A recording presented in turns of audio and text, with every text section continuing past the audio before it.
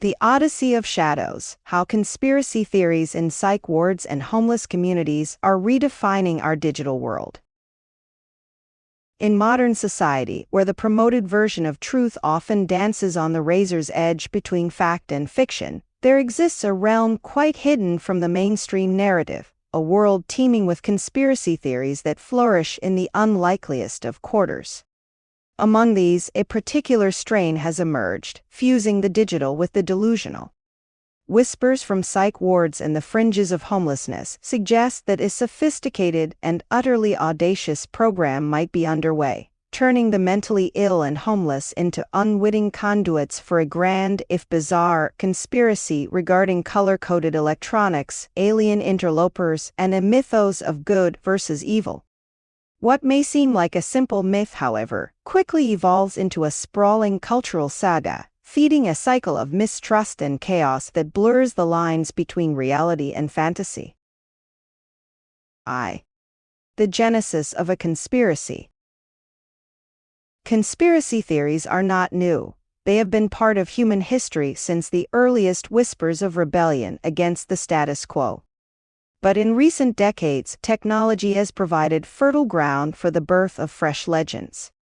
One of the more unsettling theories to emerge posits that a nefarious agenda at the intersection of psychiatry and homelessness is quietly programming individuals deemed unworthy by societal standards.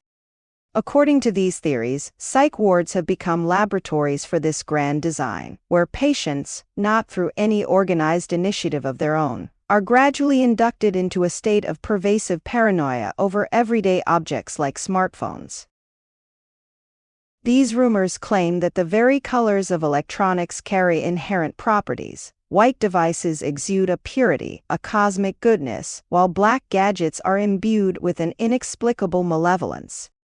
The belief takes the conspiracy a step further by asserting that Motorola phones, unspectacular in design, belong solely in the human domain, intended to ward off the insidious influence of what many claim to be agents of an extraterrestrial intelligence.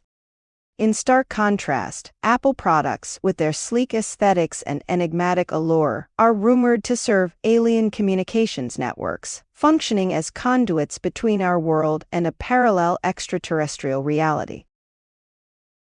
The origins of these ideas are as murky as the corridors of the institutions from which they allegedly spread. Insiders, or those with deep, if unreliable connections, suggest that within the clinical confines of a psychiatric facility, coded messages and peculiar programming scripts seep into the very fabric of conversations and behaviors. If one listens closely in those echoing halls, rumors state, one can hear a chorus of voices extolling the virtues of white electronics and decrying the dangers of their darker counterparts. Among these murmurs, claims arise of a hidden program to reprogram the socially marginalized, a perfect storm of delusion designed to erode any semblance of rationality or trust in everyday technology. 2. The homeless connection: life on the fringes. Equally compelling, albeit no less disturbing, is the narrative that these conspiracy theories find a deep reservoir among the homeless population.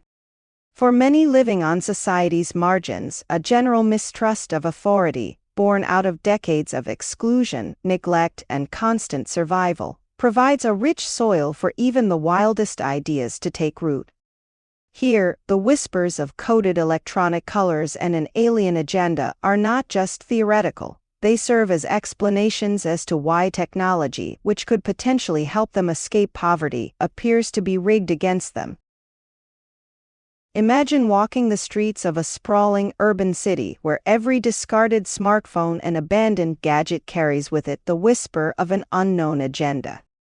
For a population facing daily hardships, the very notion that your phone's color determines its allegiance to either a benevolent or malign cosmic order can feel like an allegory of their own existence, a world where every choice is fraught with danger and every tool holds a hidden meaning. It is said that among the homeless, there exists an almost ritualistic practice of trading gadgets and sharing lore about how the mysterious white tech can protect you from being controlled by nefarious forces. In dim-lit corners of shelter houses and crowded tents, heated debates arise. Do black devices make you vulnerable to manipulation by shadowy bureaucracies? Is it a matter of survival to cling to white electronics like an amulet against a hostile universe? These ideas, however fantastical, propagate a cycle of paranoia that seems to feed on itself. The more individuals discuss these notions, the more they become entrenched.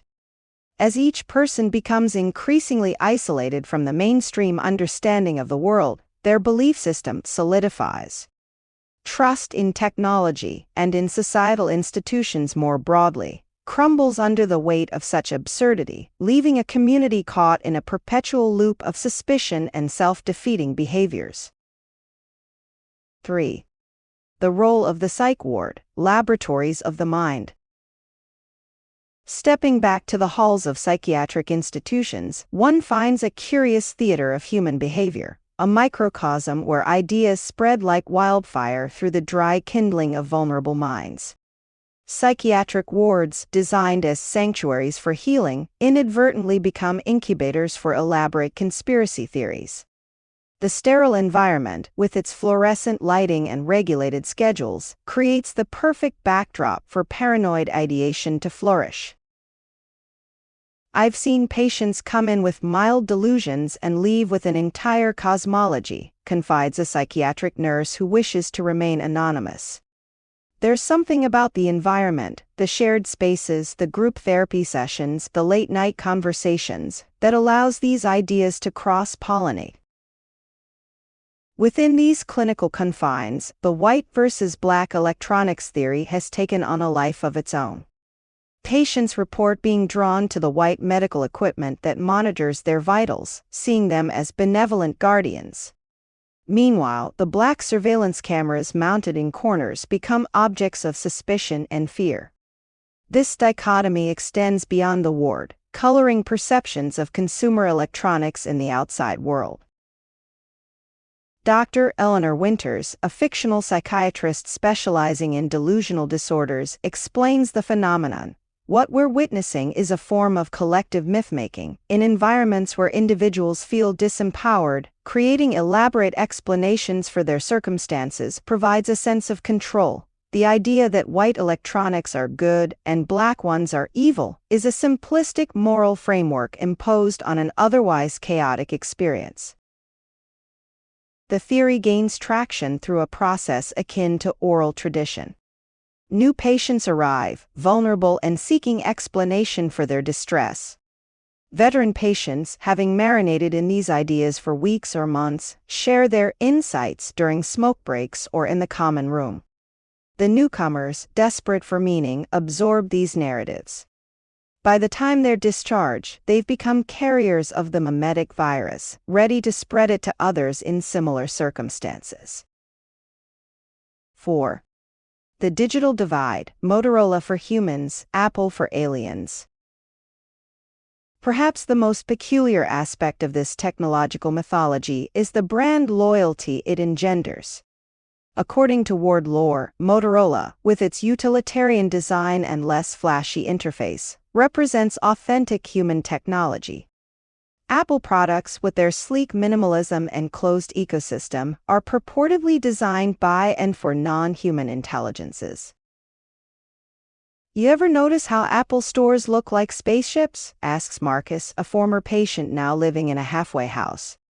That's not a coincidence. They're conditioning us to accept alien aesthetics. Motorola, though, that's old-school American engineering, made by humans for humans. This bizarre brand dichotomy has real-world consequences. Some individuals, upon discharge, will refuse to use certain devices based solely on these beliefs. Social workers report clients who will reject donated iPhones in favor of older, less functional Motorola models. The irrationality extends to other electronics as well. White PlayStation consoles are coveted, while black Xbox units are regarded with suspicion. The mythology has evolved to include elaborate backstories. One version suggests that Steve Jobs was replaced by an alien doppelganger in the late 1990s, explaining his company's shift toward increasingly non-human design principles. Another claims that Motorola engineers incorporate secret protective circuitry that shields users from mind control frequencies. It would be amusing if it weren't so debilitating, says Dr. Winters. These beliefs prevent people from fully participating in digital society, which is increasingly necessary for everything from job applications to healthcare management. The homeless network, digital paranoia on the streets. When patients are discharged from psychiatric facilities, many find themselves without stable housing. The conspiracy theories they carry become part of the cultural currency of homeless encampments and shelters. In these environments, where mistrust of authority is already endemic, such ideas find fertile ground.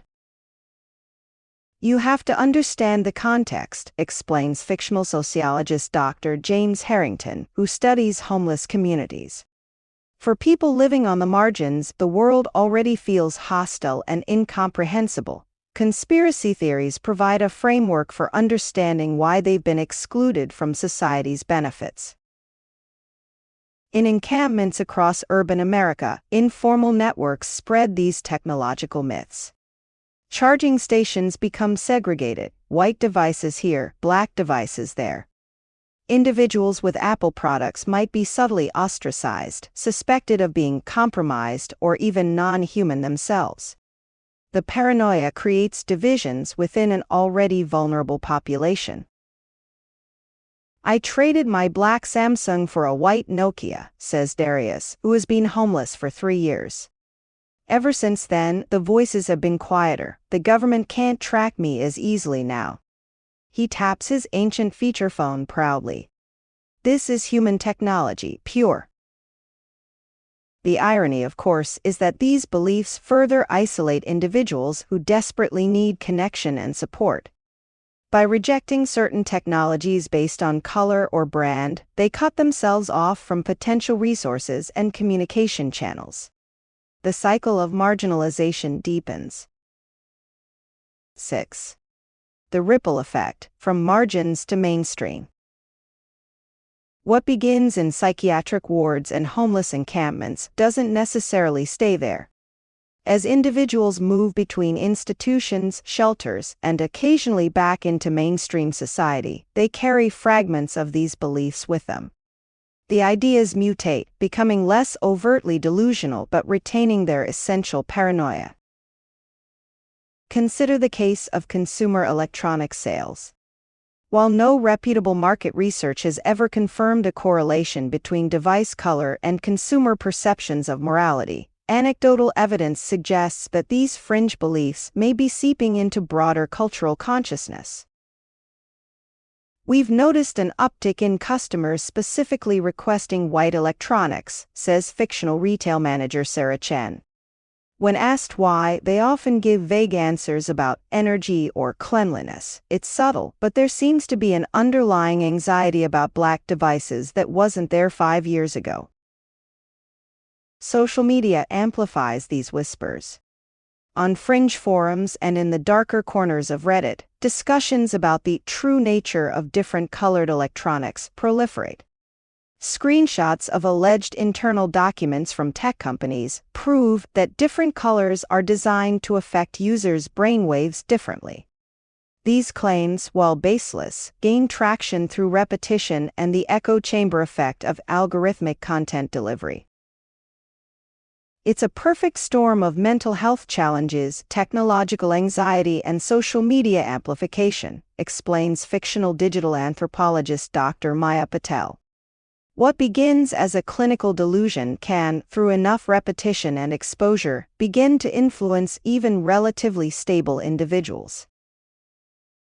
7. The corporate response, navigating the delusion economy. For technology companies, these conspiracy theories present a peculiar challenge. While most executives would dismiss such notions as fringe nonsense, the potential impact on consumer behavior cannot be entirely ignored. Marketing departments quietly track these narratives, assessing whether color choices might subtly influence purchasing decisions. "No one's going to admit it publicly," says a fictional anonymous source within a major electronics manufacturer, "but there have been meetings about whether to adjust our color offerings based on these, let's call them alternative consumer perspectives." It's a delicate balance between dismissing obvious delusions and recognizing that perception, however irrational, drives purchasing. Some companies have reportedly conducted focus groups specifically targeting individuals with histories of mental health challenges, attempting to understand how product design might trigger or alleviate paranoid ideation. These efforts, while ostensibly aimed at creating more inclusive products, raise ethical questions about exploiting vulnerable populations. Apple, often at the center of these conspiracy theories, has maintained its characteristic silence. The company's minimalist aesthetic, which alternates between stark white and space gray/black depending on the product line, continues unchanged, neither confirming nor denying the bizarre mythology that has grown around it. 8. The cycle perpetuates: institutional responses and their consequences. Mental health professionals find themselves in a difficult position when confronting these technological delusions. Traditional approaches to treating paranoid ideation involve gently challenging irrational beliefs and helping patients test reality. But when these beliefs become shared across patient populations, they gain a kind of social validity that makes them resistant to treatment. "It's one thing to help someone understand that the CIA isn't monitoring them through their fillings," explains Dr. Winters. "It's another entirely when 20 people in the same ward all believe that black electronics are evil. The social reinforcement makes the delusion much more persistent." Some facilities have attempted to address the issue directly, removing electronics of specific colors from common areas or standardizing all equipment to a neutral gray. Others have implemented educational programs about technology, hoping that factual information will counteract paranoid narratives. These efforts, while well-intentioned, often fail to address the underlying psychological needs that the conspiracy theories fulfill. Meanwhile, in homeless services, outreach workers report increasing difficulty in distributing donated electronics. "We had a client refuse emergency housing because the intake center had black security cameras," says fictional social worker Elena Rodriguez. These beliefs are becoming barriers to receiving essential services. The cycle perpetuates itself. Institutional responses, however well-meaning, often reinforce the perception of authority figures attempting to control information. This, in turn, strengthens the appeal of conspiracy theories that promise to reveal hidden truths. The more aggressively these beliefs are challenged, the more convinced adherents become of their validity. 9. The human cost: lives shaped by digital delusions. Behind the sociological analysis and market considerations lie real human costs. Individuals whose worldviews become dominated by these technological conspiracy theories often find themselves increasingly isolated, unable to maintain relationships with those who don't share their beliefs. "My brother was diagnosed with schizophrenia 3 years ago," shares fictional family member Jessica Tran. "He was doing well on medication until he encountered these theories in the hospital. Now he won't use a smartphone unless it's white, believes our parents are compromised because they own MacBooks, and has covered all the black electronics in his apartment with white paint." How do you maintain a connection with someone when their reality is so different from yours? For those already struggling with housing insecurity, these beliefs can become additional barriers to stability. Job opportunities that require using certain technologies may be rejected. Housing options might be declined based on the color of installed appliances or security systems. Each decision driven by these delusions pushes individuals further from reintegration into mainstream society. The tragedy is that these beliefs provide a false sense of control, says Dr. Harrington. By avoiding black electronics or choosing Motorola over Apple, people feel they're taking action against nebulous threats, but this perceived agency comes at the cost of actual opportunities for improvement in their circumstances. X. Beyond the binary, the future of technological paranoia. As with all cultural phenomena, these conspiracy theories continue to evolve. The simple white versus black dichotomy has begun to spawn more complex variations. Some now believe that different colors correspond to different alien factions. Others have developed elaborate systems for cleansing black electronics through rituals involving specific frequencies or materials. What we're witnessing is the birth of a new technological folklore, suggests Dr. Patel. Like medieval peasants attributing crop failures to witchcraft, marginalized populations today are creating narratives to explain their relationship with technologies they use but don't fully understand or control. The future trajectory of these beliefs remains uncertain. As technology becomes increasingly integrated into everyday life, the potential for paranoid ideation grows accordingly.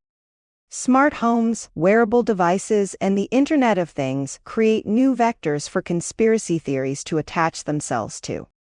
The color of your refrigerator might soon carry as much symbolic weight as your smartphone. For mental health professionals, homeless advocates, and technology companies alike, the challenge will be finding ways to address the underlying needs that these beliefs fulfill. People crave agency, understanding, and community, especially those who feel powerless in the face of institutional systems.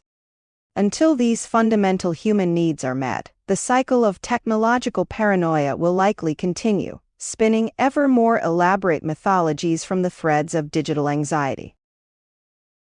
In the meantime, the next time you choose between a white or black electronic device, consider the invisible weight of meaning that choice might carry in certain corners of our society, a reminder that even in our hyper-rational digital age, we remain creatures driven by symbol, myth, and the eternal human search for meaning in a chaotic world.